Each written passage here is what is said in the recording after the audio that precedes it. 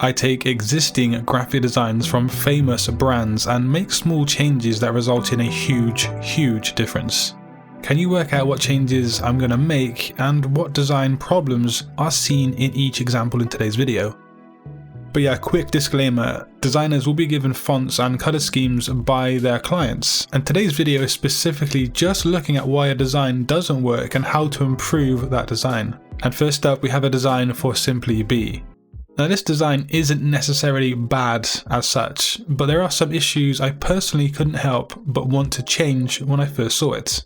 But what do you guys think, and what would you change as a graphic designer if given the chance? So my initial issue was with the main typography. Yes, it reads from left to right like a sentence, but how it's broken up with the model in the middle kind of disrupts the rhythm of the reading and also the flow of the design in general. So let's go ahead and start with a blank canvas. For the typography solution, we can arrange it in one block off to the left, making sure each line doesn't have too few or too many characters on it.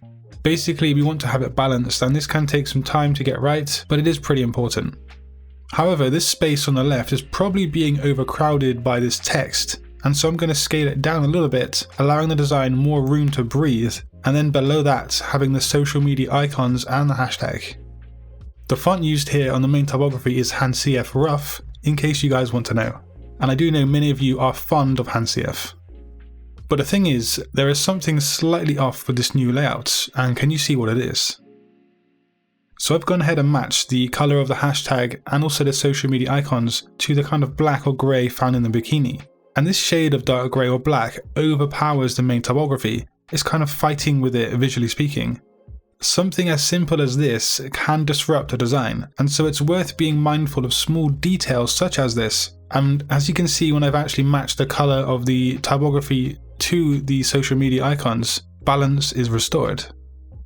Now I didn't have the font for the Simply Be logo, so I cannot put in .co.uk as seen in the original design. And we could place all of this down here in the bottom right. I do like having it up here in the middle in this space on the right. I think this gives more balance and more harmony to the design as a whole, and again, it's just a personal preference. Side by side, I do prefer the small changes that I've made, as it does keep in with the style from the original design, but it just takes into consideration how the viewer is going to interact with the design and the message of the design. Next up is the design for Equinox. Now this has a very specific style and a very specific message where it plays on a retro, high-end, fashionable kind of approach. For me, in this design, the main issues fall into two categories. The first being the placement and the alignment of things, and secondly, the legibility. The typography seems to be placed almost at random and without little thought on what's behind it, how the reader can see it, and also understand the message in the text. There is obvious room for improvement on this design. But what would you do and where would you start? On the original design, I really like that font for a commitment, but I don't have a similar one in my library. But a strong serif font for this style of design will work really well, and it's kind of that fashionable, prestigious message. And my font choice here is Palatino, and I've gone ahead for a central placement. If you take a look at the design in the background, the imagery, you can clearly see a whole lot of geometry going on with straight lines running from right to left, or left to right. If you look at the black bench and then whatever that model is holding onto, it's very straight edged and horizontal. Having the typography run across the design like this works really well in my opinion. The main message is displayed in white text on the original, and that's not even legible in my opinion. So let's go ahead and go for something more dark, and again in a serif font. A sans serif in this message here would work as well though. And then for some contrast, the logo and the website go in white, all in a neat section in the top left, which is a nice use of proximity. And again, side by side, it's obvious to me which design is more functional. And I wish I did have that font in the original so I could run it across the middle, because I think it would work really well. I guess I could spend some time looking for a font that's similar, but again, time is a factor. I don't have so much time on my hands. Design number 3 is for H&M, the clothing brand, and as soon as I saw this design, I knew I had to include it in today's video.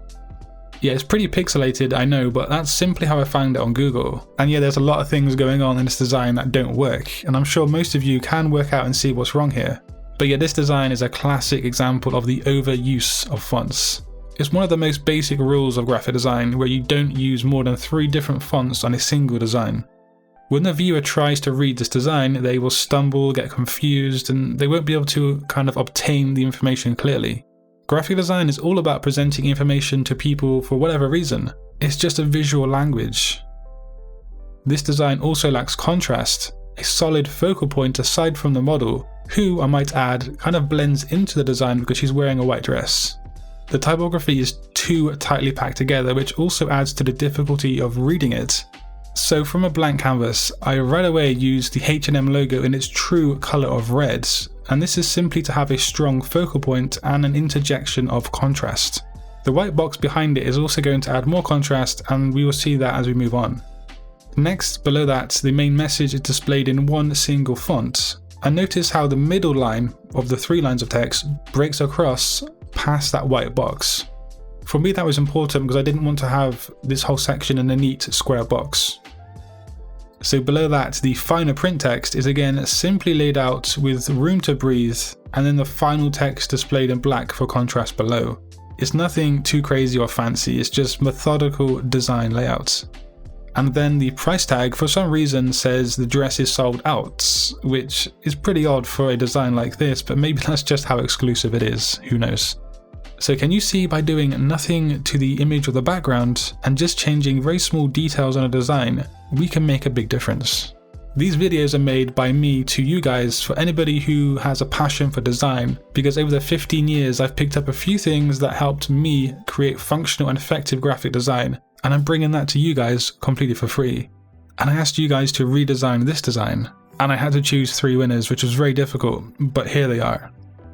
The first winning design was created by Akash once again, and not only is it quite unique in terms of the layout when comparing most other designs, the layout actually works pretty well.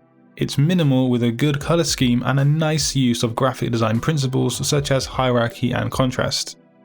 Next up is a design by Lucas, and again it's nicely laid out with attention to text aligning, layout and so forth. Yeah, the alignment on this one is really great, but I might consider or reconsider changing the placement of Satori at the very top. But still, it's a very good design. And lastly, this redesign by Dokapam, which again really stood out to me in terms of the layouts and the use of graphic design principles. So I'm going to launch a new challenge on Monday, and this time it's going to have a short brief with it. So tune into Monday's video to learn more. And in the meantime, click a video on screen to learn more about graphic design. And until next time, design your future today. Peace.